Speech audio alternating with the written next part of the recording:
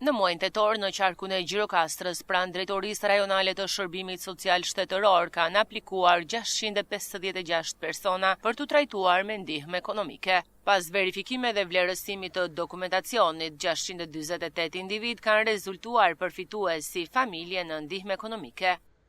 Për muajin tetor kemi pasur 656 aplikime në rang qarku dhe kemi pasur 648 përfitues, përfshirë këtu edhe kategorit. Dua të them që përfituesit kanë qenë familje në ndihmë ekonomike, kanë qenë përfitues nga fondi 6%, kanë qenë edhe kategoritë të cilat nuk i nështrohen procesit të pikëzimit, për shembull viktimat e dhunës në marrëdhëniet familjare, fëmijët me familje kujdestare, fëmijët jetim e të tjerë. Kemi pasur një numër jo shumë të madh penalizimesh dhe kryesisht, siç e kam thënë edhe herë tjetër, janë për sa i përket mënyrës së plotësimit të formularit të aplikimit.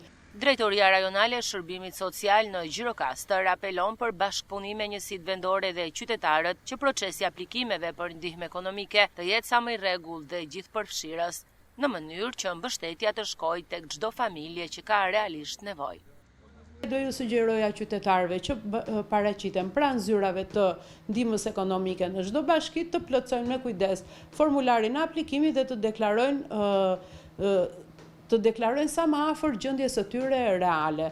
Të mos harrojnë deklarimin e pensionit, të pagave sezonale, deklarimet e automjetit e të tjerë, sepse këto të penalizojnë.